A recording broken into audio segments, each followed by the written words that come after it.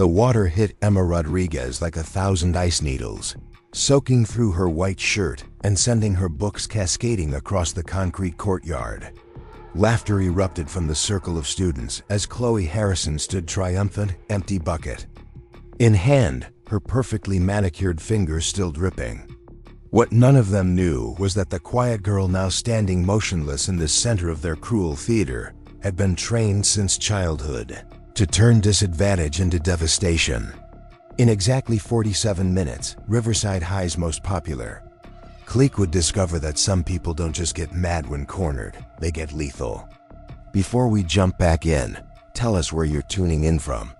And if this story touches you, make sure you're subscribed, because tomorrow, I've saved something extra special for you. The morning had started like any other Tuesday at Riverside High School in Millbrook, California. Emma Rodriguez walked through the pristine hallways with her head down, clutching her worn backpack straps like lifelines. 3 weeks into her junior year at this gleaming temple of privilege, she still felt like an alien visitor studying a foreign species. The polished marble floors reflected designer shoes that cost more than her family's monthly grocery budget, and conversations buzzed with talk of spring break trips to Europe and summer houses in the Hamptons. Emma's reflection in the trophy case window showed everything she tried to hide. The careful way she'd styled her dark hair to cover the small scar above her left eyebrow, the long sleeves that concealed years of training calluses on her knuckles, the deliberate slouch that made her appear smaller than her actual 5'7" frame. Her father's voice echoed in her memory from their last conversation before his deployment. "Blend in, Mia. Your strength is your secret weapon, but only if no one sees it coming." She'd been doing exactly that since arriving in Millbrook when her mother got transferred to manage the Regional Veterans Affairs Office. Their modest apartment in Oakwood was a world away from the sprawling estates that housed most of Riverside High's student body, but Emma had learned long ago that survival meant adaptation. At her old school in Phoenix, she'd been known as the girl who could outfight boys twice her size. Here, she was determined to be invisible. The plan had been working perfectly until she'd made the mistake of catching Chloe Harrison's attention. Chloe ruled Riverside High with the casual cruelty that only comes from a lifetime of getting everything you want. Her father owned the largest tech company in Northern California. Her mother graced the covers of lifestyle magazines. And Chloe herself had over 50,000 followers on Schoolscope, the social media platform where teenage hierarchies were built and destroyed. She was the kind of beautiful that made others feel inadequate just by existing. Blonde hair that caught light like spun gold, blue eyes that could shift from charming to cutting in milliseconds, and a smile that promised either elevation or annihilation depending on her mood. The first time Chloe noticed Emma was during third period of P history when Mrs. Garcia asked about military strategy in World War II. Emma had answered without thinking. Her knowledge gleaned from years of listening to her father and brother discuss tactics over dinner. Her response was detailed, analytical, and unfortunately, impressive enough to earn praise from Mrs. Garcia and annoyed glances from Chloe's crew. That had been Emma's first mistake. The second was declining Chloe's seemingly friendly invitation to sit with her group at lunch. Emma had muttered something about preferring to eat outside and escape to the courtyard, not understanding that in Chloe's world, rejection was an act of war. The campaign against her had started subtly. Books knocked from her desk as classmates walked by. Whispered comments about discount store clothes and secondhand shoes. Photos taken when she wasn't looking, posted to Schoolscope with captions about scholarship charity cases and wannabe intellectuals. Emma had endured it all with military precision, never giving them the reaction they craved. Her training had taught her that emotional control was everything. Since age 6, when her father first took her to the dojo, Emma had learned that anger was fuel, not fire. You stored it, refined it, and used it when the moment was right. Her sensei, Master Kim, had drilled into her that true warriors chose their battles. Random school bullies weren't worth revealing her capabilities. But as she stood in the courtyard that Tuesday morning, water streaming down her face and pooling at her feet, Emma felt something shift inside her chest. This wasn't just about wet clothes or ruined books. The bucket of ice water had been meant to humiliate her in front of the entire school. Students were already pulling out phones, capturing her mortification for eternal social media infamy.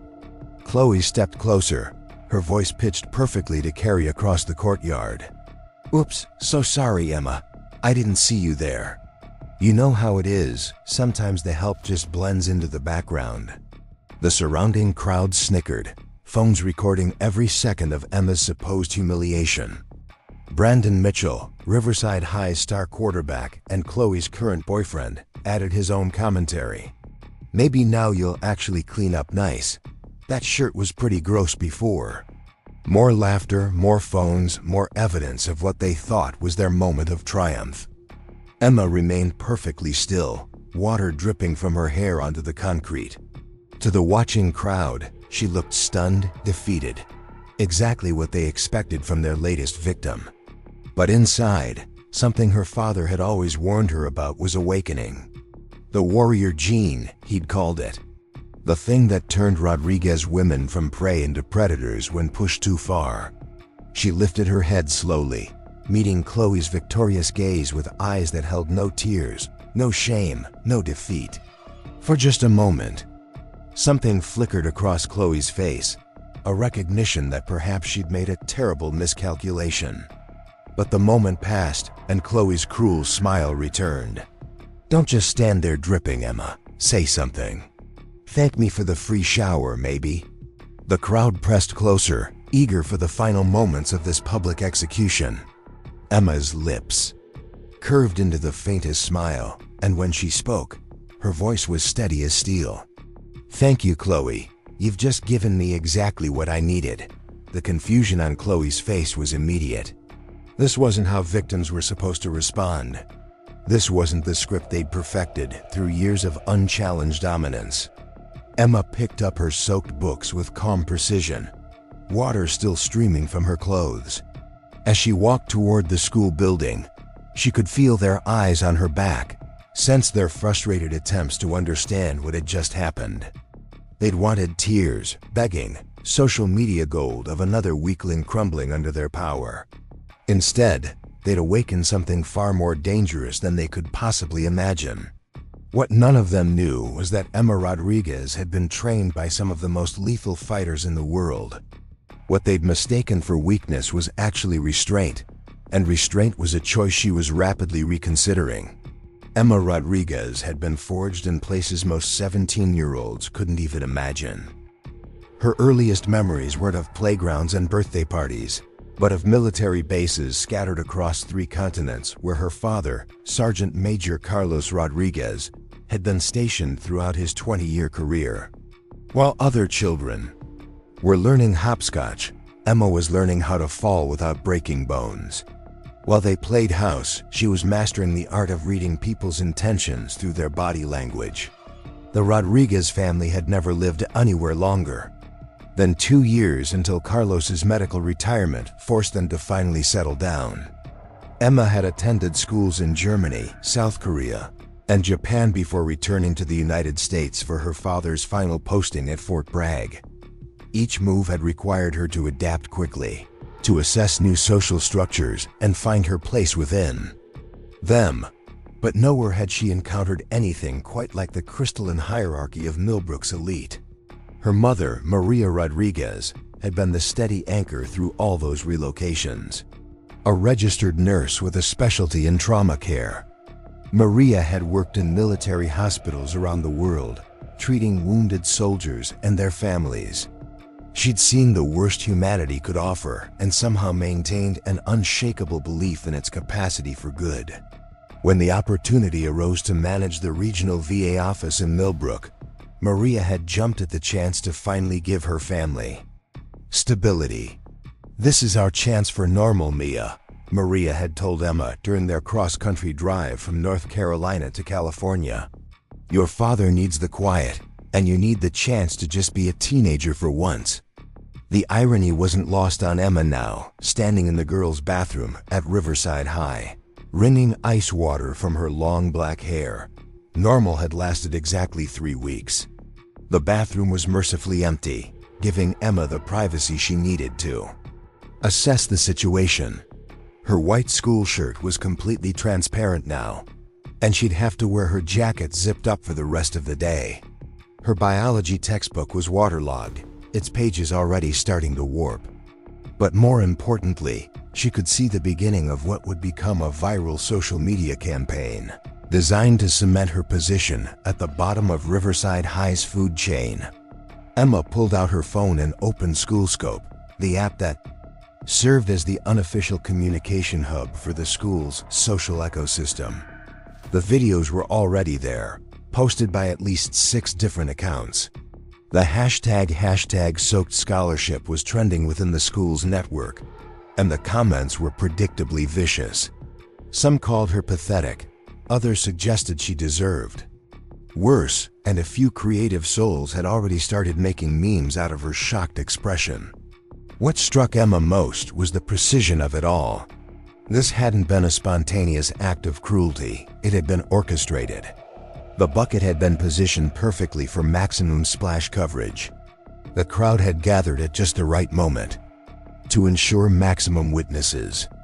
The phones had been ready to capture every angle of her humiliation. Chloe Harrison didn't just bully people. She produced their destruction like a filmmaker crafting a scene.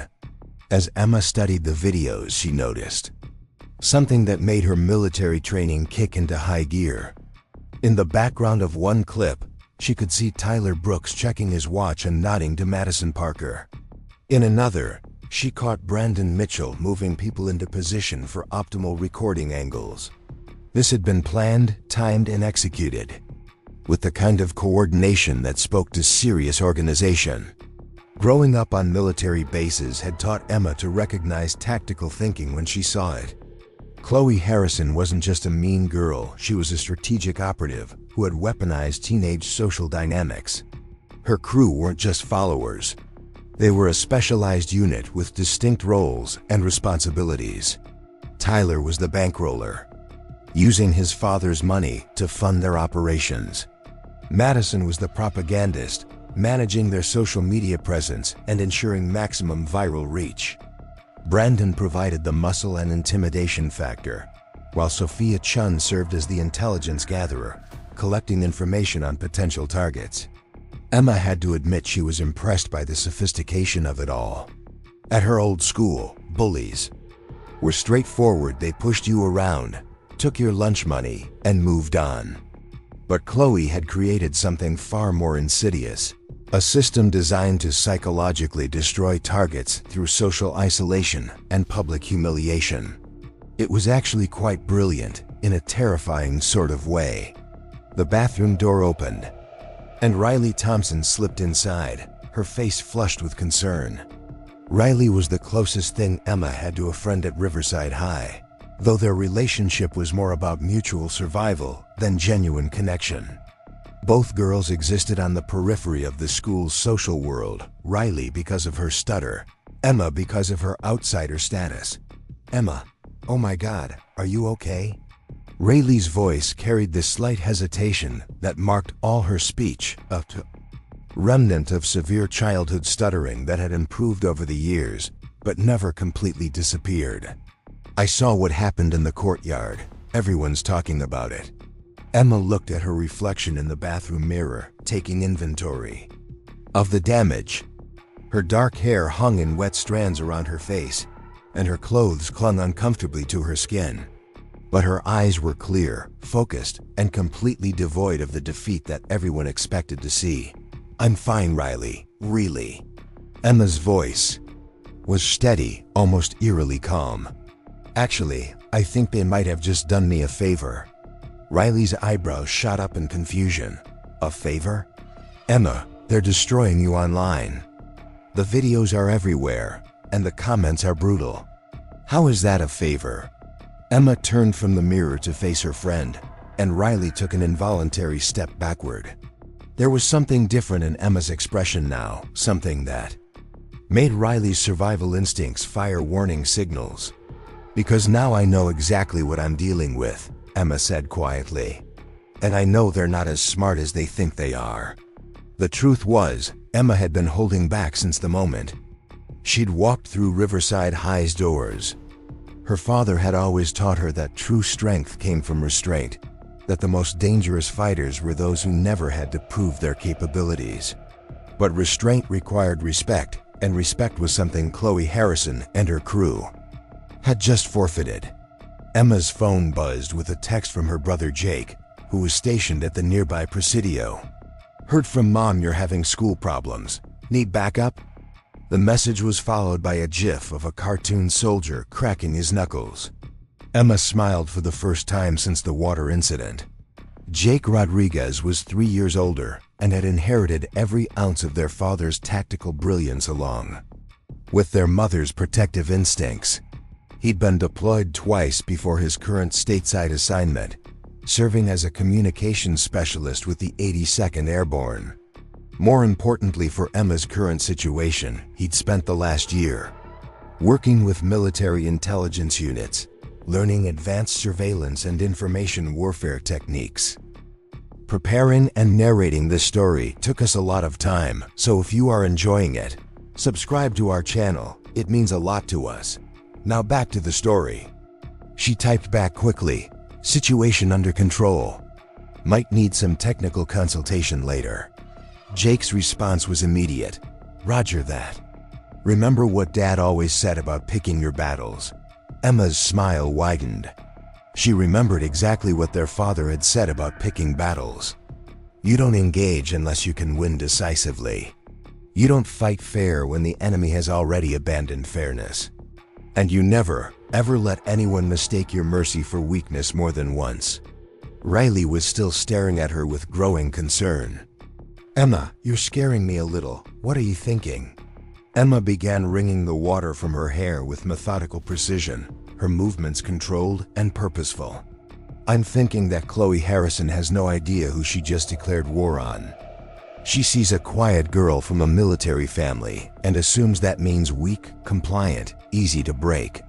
She's about to learn that military families don't raise victims, we raise survivors."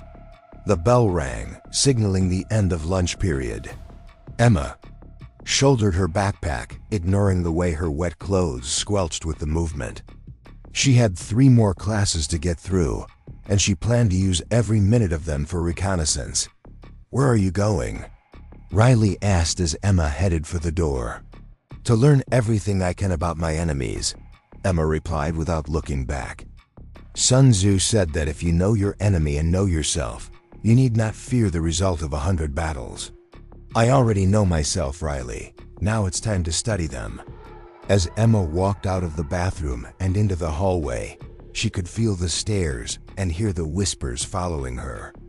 Students pulled out their phones as she passed, hoping to capture her looking defeated or crying. Instead, they found themselves documenting something far more unsettling: a girl who moved through their mockery with the calm precision of someone who had just accepted a mission. The game had changed, and Emma Rodriguez was no longer playing defense. What Chloe Harrison had intended as a public execution had instead become Emma's declaration of war. And unlike Chloe, Emma had been trained by professionals who understood what real warfare looked like. The Kund Westside Gym and Martial Arts Academy sat tucked between a vintage bookstore and a coffee shop on Millbrook's downtown strip, its unassuming storefront giving no hint of the controlled violence that occurred within its walls. Emma had discovered the place during her first week in town, drawn by the rhythmic sound of bodies hitting mats and the sharp crack of wood breaking under focus strikes. It had taken her exactly 1 conversation with Master Chun to know she'd found her sanctuary. Master Chun was nothing like the martial arts instructors Hollywood loved to portray. He was a compact man in his 60s with graying hair and laugh lines around his eyes, who ran his dojo with the quiet authority of someone who had nothing left to prove. He'd emigrated from Taiwan 30 years ago and built his academy into one of the most respected training facilities on the West Coast. What made him special wasn't just his technical expertise in multiple fighting disciplines. It was his ability to see past the surface and recognize the warrior spirit in people who didn't even know they possessed it. Emma had walked into his academy on a Saturday morning 3 weeks ago, still wearing civilian clothes and carrying herself with the deliberate restraint she'd perfected. Most instructors would have seen a teenage girl looking for a fitness class or maybe some basic self-defense. Master Chun had taken one look at her stance, the way she moved through space, and the unconscious way she assessed every person and potential weapon in the room, and known exactly what he was dealing with. "You've been trained before," he'd said without preamble. It wasn't a question. Emma had nodded, dropping the act she'd been maintaining for everyone else in Millbrook. "Since I was 6. My father started me in traditional karate, then we added Krav Maga when we were stationed in Israel, Muay Thai in Thailand, Jiu-Jitsu in Brazil, and tactical combat training at Fort Bragg." Master Chun had smiled, the expression transforming his weathered face. "Impressive resume. What brings you to my humble academy?" "I need somewhere to train," Emma had said simply. "Somewhere I can be myself without having to explain why I know these things." That had been the beginning of a relationship that had become the brightest spot in Emma's Millbrook existence. 3 times a week, she would slip away to the academy and spend 2 hours pushing her body and mind to their limits. Master Chun never asked why she needed the intensity, why she trained with the focused desperation of someone preparing for war. He simply provided the space and the challenge, recognizing that some people needed combat the way others needed meditation. Now, as Emma changed into her training clothes in the academy's small locker room, she felt the familiar transformation beginning. The careful mask she wore at school fell away, replaced by the focused alertness of a predator. Her movements became more fluid, more purposeful. This was who she really was underneath the act, not a victim, not a target, but a weapon that had been sharpened by the best trainers the military could provide. The main training floor was nearly empty at 4 in the afternoon, with only a few dedicated students working through their individual routines. Emma preferred it this way: fewer distractions, more space to let her instincts take over. She began with her warm-up routine, a flowing combination of stretches and basic forms that served to center her mind and prepare her body for more intensive work. Master Chun emerged from his office as Emma moved into the more complex kata patterns her father had taught her. He watched silently for several minutes, his experienced eye-catching details that would be invisible to casual observers. Emma's technique was flawless, but there was something different in her energy today. Where she usually trained with controlled discipline, now there was an edge of barely contained violence in her movements. "You're angry," Master Chun observed as Emma completed a particularly vicious combination of strikes that would have shattered ribs and collapsed throats on a human opponent. Emma paused, her breathing controlled despite the intensity of her workout. "Yes. Good angry or bad angry?" Emma considered the question. In the Rodriguez family, anger was viewed as a tool like any other, useful when properly channeled, dangerous when allowed to run wild. Her father had taught her the difference between rage, which clouded judgment and led to mistakes, and fury, which could be refined into precision and purpose. "Focused angry," she said finally. Master Chun nodded approvingly. "Then let's put it to use. Grab the pads." For the next 30 minutes, Emma unleashed controlled violence against the heavy training pads Master Chun held. Each strike was perfectly executed, combining power with precision in ways that turned her limbs into weapons capable of devastating damage. Her kicks could break bones, her elbow strikes could rupture organs, and her punches carried enough force to render opponents unconscious with single impacts. But it wasn't just the physical techniques that made Emma dangerous, it was the tactical thinking that had been drilled into her since childhood. Every combination of strikes was designed to disable specific threats. Every movement was calculated to put her in a position of advantage, while limiting her opponent's options. She didn't just fight. She systematically dismantled resistance. With the methodical precision of someone who had been trained to end conflicts quickly and decisively. Master Chun called a halt when he noticed Emma's strikes beginning to carry more emotion than technique. Enough for now. Talk to me. Emma grabbed a towel and a water bottle, her body humming with the pleasant exhaustion that came from pushing. Her limits. For the first time since the water incident, she felt like herself again. Not the carefully constructed persona she presented to the world, but the real Emma Rodriguez who had been forged in the crucible of military life. "There's a situation at school," she said, settling onto one of the mats with her legs crossed. "I've been trying to handle it diplomatically, but today they escalated beyond what I can ignore." Master Chun joined her on the mat, his movements still graceful despite his age. "Tell me." Emma found herself explaining the entire situation. Chloe's systematic campaign of harassment, the coordinated nature of the attacks, and finally the public humiliation in the courtyard. Master Chun listened without interruption, his expression remaining neutral throughout her account. "They think I'm weak," Emma concluded. "They see a quiet girl who doesn't fight back and assume they can do whatever they want to me. And you're considering showing them otherwise."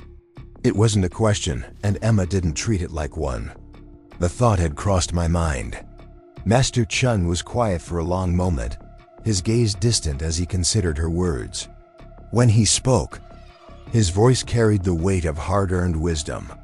There's an old saying, the best fighter is never angry. But there's another saying that's equally true. Sometimes, the best way to avoid a fight is to be so dangerous that no one wants to start one. The question you need to answer is which philosophy serves your situation better. Emma understood what he was really asking. Was she looking for permission to unleash violence, or was she seeking guidance on how to resolve her problem without compromising her principles? The distinction mattered more than most people realized. "I don't want to hurt anyone," Emma said. "Carefully, but I also can't keep letting them hurt me. They're not going to stop until someone makes them stop, and the school administration clearly isn't going to be that someone. Then perhaps it's time they learned that actions have consequences," Master Chun said with a slight smile. "But remember, true warriors choose the battlefield, the timing, and the rules of engagement. They don't simply react to provocations." Emma nodded, understanding the lesson embedded in his words. If she was going to act, it needed to be strategic, rather than emotional. She needed to turn the situation to her advantage rather than simply responding to theirs. Her phone buzzed with a text from her brother Jake. "Intel package ready for pickup. Meet at the usual spot at 1900 hours." Emma grinned, feeling the familiar thrill of a mission beginning to take shape. Jake had obviously been doing his own research into her situation, using resources that were definitely not available to typical high school students. Military families took care of their own, and the Rodriguez clan was no exception. "I need to go," Emma told Master Chun as she stood and bowed formally. "Thank you for the session." "Emma," Master Chun called as she headed toward the locker room. "Remember that the most effective victories are often the ones where your enemies defeat themselves. Sometimes all you need to do is provide the right circumstances." Emma paused in the doorway, his words resonating with something her father had taught her years ago about psychological warfare. The most devastating attacks weren't always physical sometimes. They were the ones that turned an enemy's strengths into weaknesses, their confidence into paranoia, their unity into suspicion. As she changed back into her school clothes, Emma's mind was already working through possibilities. Chloe Harrison had built her power on carefully constructed social dynamics and the fear of social destruction. But what would happen if someone with real tactical training decided to turn those weapons against their creator? Emma left the academy feeling centered and purposeful for the first time since arriving in Millbrook. The quiet girl who had walked in 2 hours ago was gone, replaced by someone who understood that sometimes the only way to end a war was to make the cost of continuing it too high for the enemy to bear.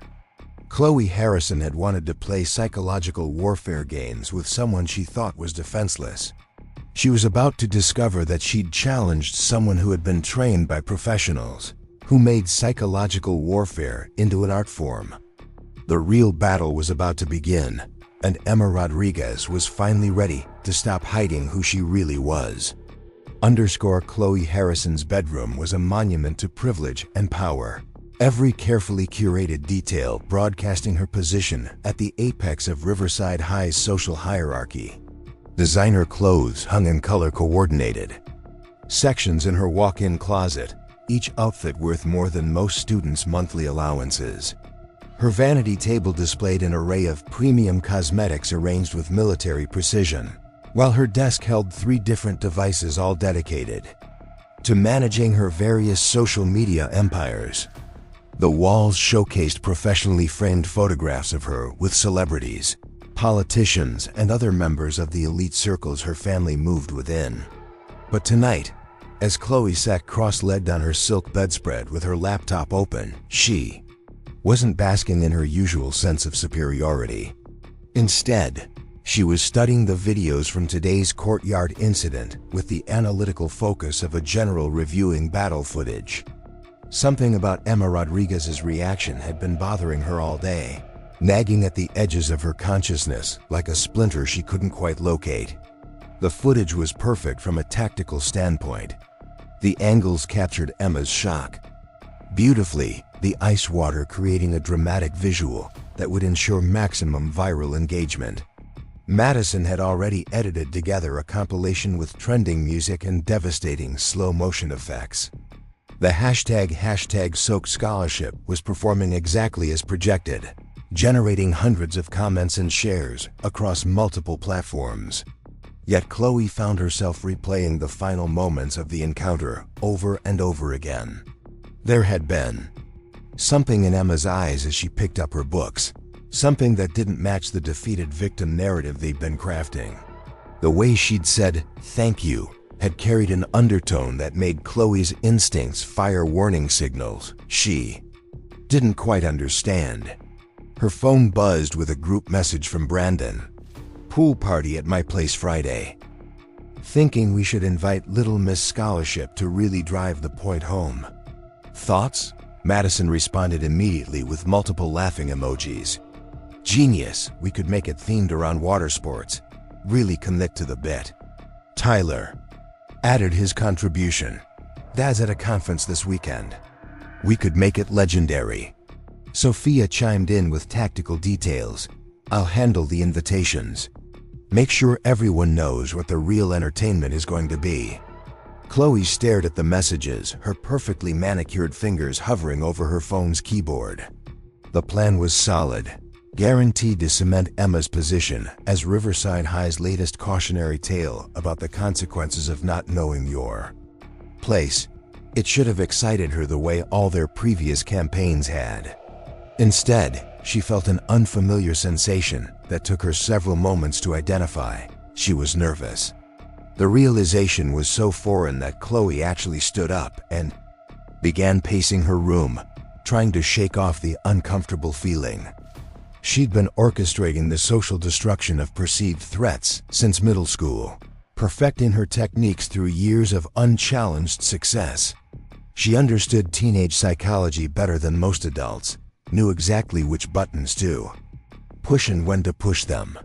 Her track record was flawless. Every target had eventually crumbled under the sustained pressure of her campaigns. But Emma Rodriguez wasn't responding according to the established patterns. Chloe opened her laptop and pulled up Emma's social media profiles, studying them with the intensity of an intelligence analyst. The girl's online presence was remarkably sparse. A few photos from military bases around the world, some family pictures featuring a stern-looking father in dress uniform and an older brother who shared Emma's dark eyes and controlled demeanor. No selfies showcasing insecurities, no posts revealing personal vulnerabilities, no digital footprints that could be weaponized. It was almost as if Emma understood operational security in ways that suggested training beyond typical teenage awareness. The thought was ridiculous, of course. Emma was just another scholarship kid from a military family, probably taught some basic discipline, but fundamentally no different from any of the other targets Chloe had systematically dismantled over the years. The nervousness was probably just excitement about the upcoming pool party ambush, anticipation of the decisive victory that would establish her dominance once and for all. Her bedroom door opened without a knock, and her mother, Victoria, glided in wearing the kind of casual elegance that graced magazine covers. Victoria Harrison was everything Chloe aspired to become: beautiful, powerful, and utterly ruthless in her pursuit of social and financial advancement. She'd built her way into Millbrook's elite circles through a combination of strategic marriages, calculated philanthropy, and the systematic destruction of anyone who threatened her position. "Darling, I've been hearing interesting rumors about some drama at school," Victoria said, settling into the designer chair beside Chloe's desk with predatory grace. "Something about you establishing dominance over a new girl." Chloe felt a familiar surge of pride at her mother's approval. Victoria didn't just tolerate her daughter's social warfare, she actively encouraged it as necessary preparation for ADULT power dynamics. "Just handling a little problem, Mother. Nothing I can't manage." Victoria's smile was sharp enough to cut glass.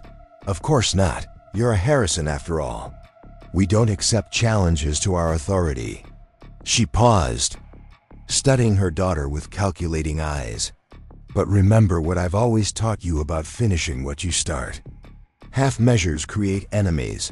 Decisive action creates legends." After Victoria left, Chloe returned to her laptop with renewed focus. Her mother was right. The pool party needed to be more than just another humiliation. It needed to be so devastating that Emma Rodriguez would have no choice but to transfer schools or simply disappear entirely. Complete social annihilation was the only acceptable outcome. She began crafting the invitation, her fingers flying across the keyboard as she composed.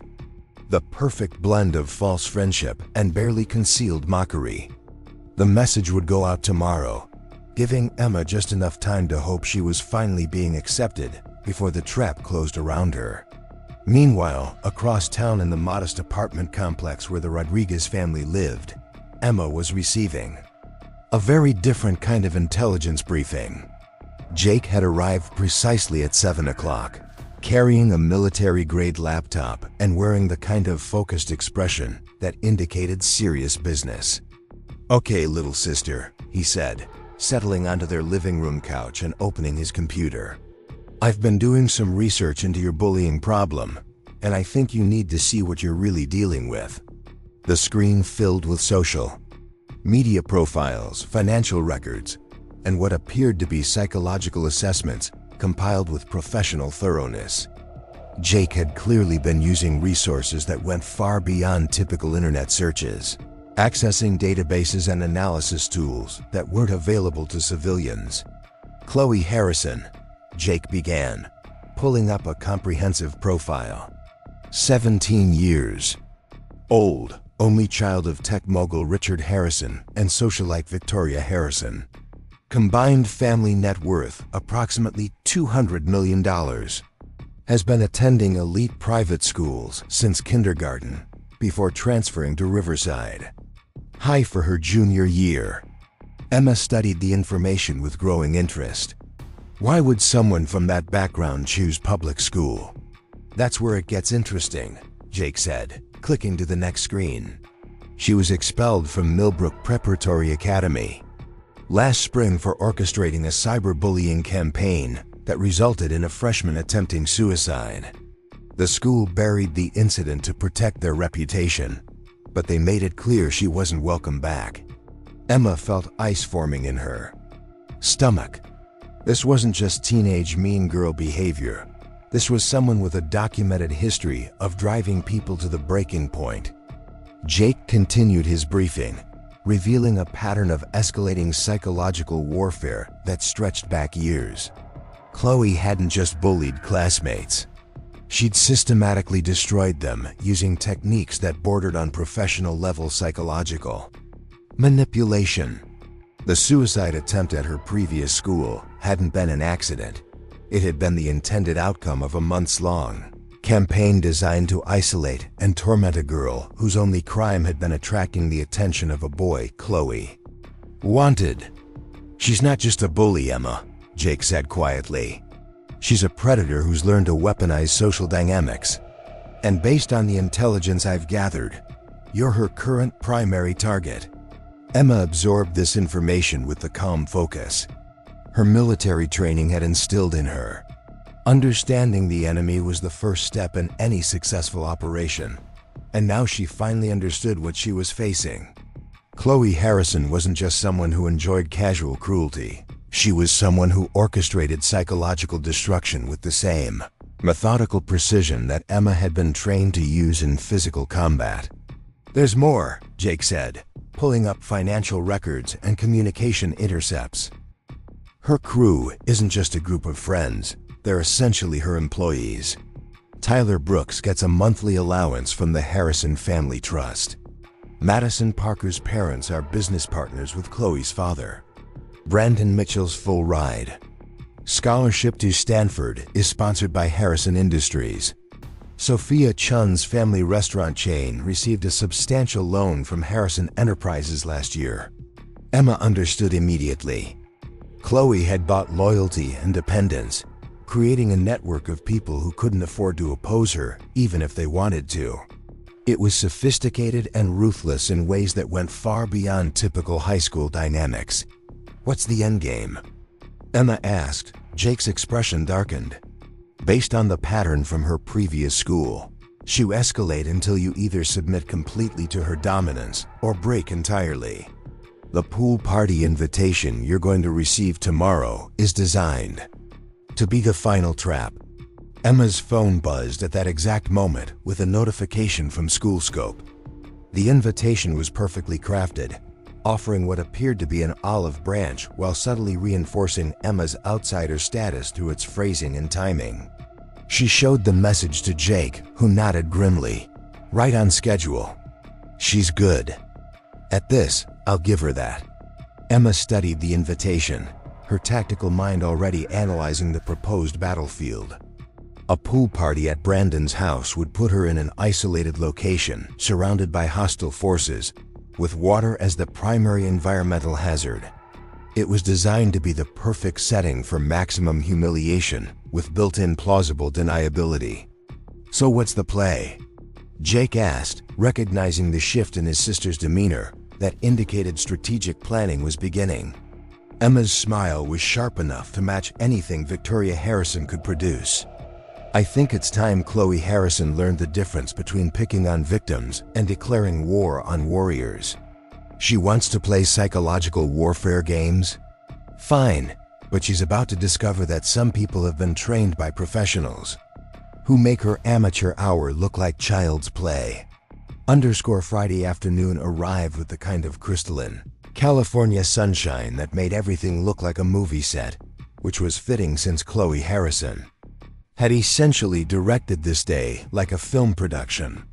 Brandon Mitchell's backyard was a testament to Millbrook's wealth, an infinity pool that seemed to blend seamlessly with the horizon, perfectly manicured landscaping, and a pool house that was larger than most families' entire homes. The setup was flawless for what Chloe intended to be Emma Rodriguez's final humiliation. By 4 o'clock, the party was in full swing with carefully selected attendees who understood their roles in the evening's entertainment. Madison Parker live-streamed every moment on SchoolScope, building anticipation for the main event. Tyler Brooks had supplied premium alcohol that would ensure loosened inhibitions and reduced judgment. Sophia Chun circulated through the crowd, subtly positioning people for optimal recording angles when the climax arrived. Chloe herself was a vision of calculated perfection in a designer bikini that cost more than most cars, holding court from her position beside the pool like a queen surveying her domain. Everything was proceeding exactly according to plan, except for one crucial detail that was beginning to gnaw at her confidence. Emma Rodriguez hadn't arrived yet. The invitation had specified 4:30, giving Emma just enough time to feel awkward about her late arrival, while ensuring maximum audience for her destruction. But 5 o'clock came and went with no sign of the girl who was supposed to be the evening's main victim. Chloe found herself checking her phone obsessively, her perfect composure beginning to crack around the edges. Maybe she chickened out, Brandon suggested, though his voice carried a note of uncertainty that Chloe didn't like. "She'll come," Chloe replied with more confidence than she felt. She's too proud to ignore a direct invitation. That's her weakness. What Chloe didn't understand was that Emma Rodriguez was already there, had been there for over an hour. In fact, military training included advanced reconnaissance techniques, and Emma had used every one of them to study the battlefield before making her entrance. She'd scaled the fence adjoining the property at 3 o'clock, moving through the landscaping with the silent precision of someone trained in tactical infiltration. From her concealed position in the pool house, Emma had observed every detail of Chloe's preparation. She'd watched Tyler plant waterproof cameras around the pool area for maximum documentation. She'd seen Madison test her live stream equipment and coordinate with others for synchronized filming. Most importantly, she'd identified every escape route, every potential weapon, and every tactical advantage the environment offered. At exactly 5:15, when Chloe's confidence was beginning to waver and the crowd was getting restless, Emma made her entrance.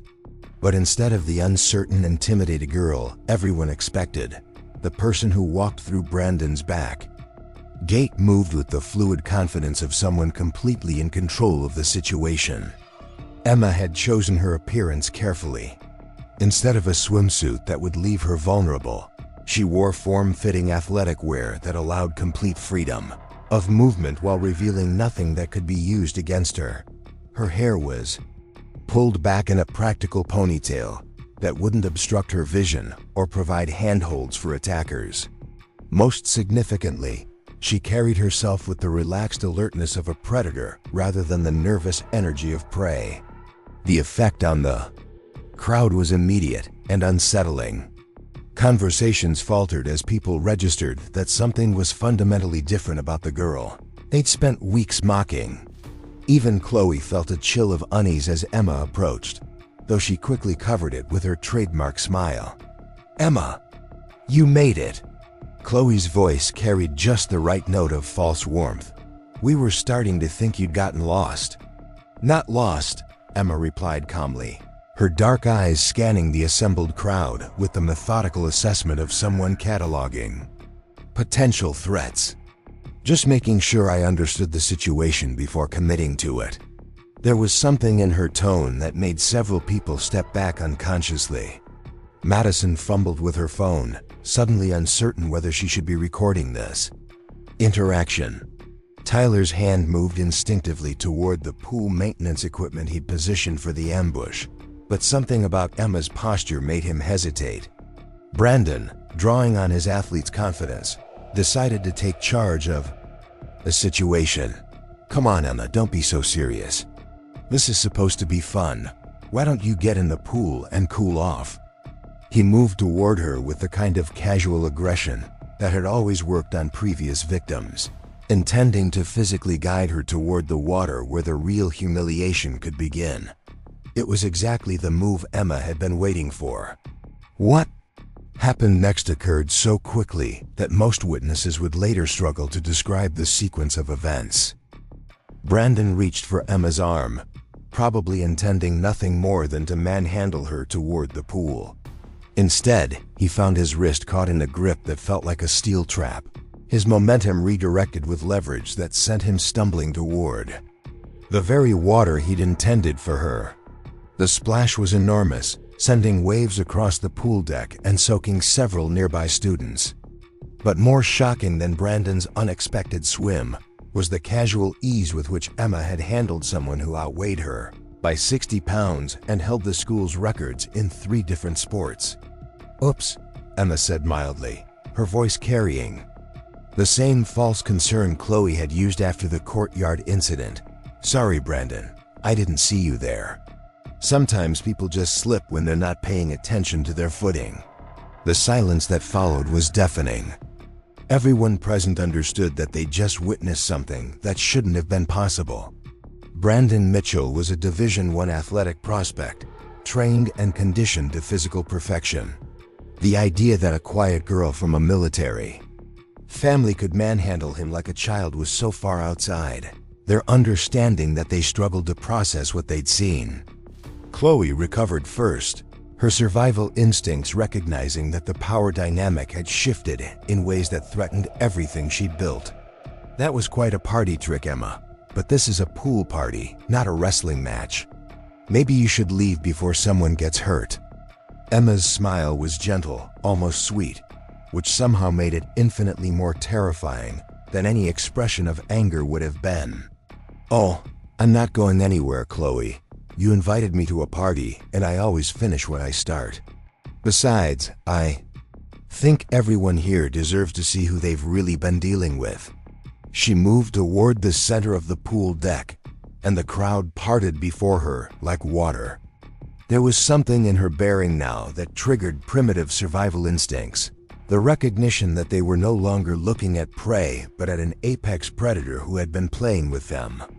"You see," Emma continued conversationally, "I've been letting you all believe that I was weak, helpless, someone you could torment for your entertainment. It seemed easier than explaining that I'd been training with some of the most lethal fighters in the world since I was 6 years old." Madison's livestream was capturing every word, broadcasting to an audience that was rapidly growing as word spread across social media. But instead of the victim humiliation content they'd expected, viewers were witnessing something unprecedented, a complete reversal of power that was being delivered with surgical precision. Tyler, emboldened by liquid courage and desperate to restore the established order, made the fatal mistake of trying to rush Emma from behind. He didn't even see the strike that dropped him, just found himself lying on the pool deck, gasping for breath and wondering why his solar plexus felt like it had been hit by a sledgehammer. Emma hadn't even turned around. "Military families don't raise victims," she said calmly, stepping over Tyler's prone form. "We raise warriors. And warriors have a very simple philosophy about bullies. You stop them permanently, or they just keep causing problems." Sophia Chun, terrified by what she was witnessing, made a desperate attempt to escape. She got 3 steps before Emma's voice stopped her cold. "Sophia, don't run. We're not finished here." The authority in Emma's voice was absolute, carrying the kind of command presence that her father and brother had spent years developing. Sophia froze like a deer in headlights, understanding on some primal level that running would only make things worse. "Here's what's going to happen," Emma announced to the entire gathering, her voice easily carrying across the stunned silence. "You're all going to listen very carefully, because I'm only going to explain this once." She pulled out her phone, and with a few swift movements, began broadcasting her own livestream that instantly connected to multiple social media platforms. The audience counter began climbing rapidly as students throughout Millbrook and beyond tuned in to witness what was clearly becoming a legendary moment. "My name is Emma Rodriguez," she began, looking directly into the camera with the confidence of someone who had never been intimidated by an audience. "For the past 3 weeks, I've been the target of a systematic bullying campaign orchestrated by Chloe Harrison and her crew. They thought I was weak, helpless, someone they could destroy for their entertainment." The livestream audience was growing exponentially, with comments flooding in from viewers who were sharing the feed across every social platform. Local news outlets were already picking up the story, recognizing that they were witnessing something unprecedented. "What they didn't know," Emma continued, "is that I'm the daughter of a decorated Special Forces veteran and the sister of an active-duty military intelligence specialist. I've been trained in multiple forms of combat since childhood, And I've been holding back because I was taught that true strength comes from restraint." She paused, allowing the implications to sink in for both her immediate audience and the thousands of viewers watching online. But restraint requires respect, and respect is something these people forfeited when they decided to wage psychological warfare against someone they thought couldn't fight back.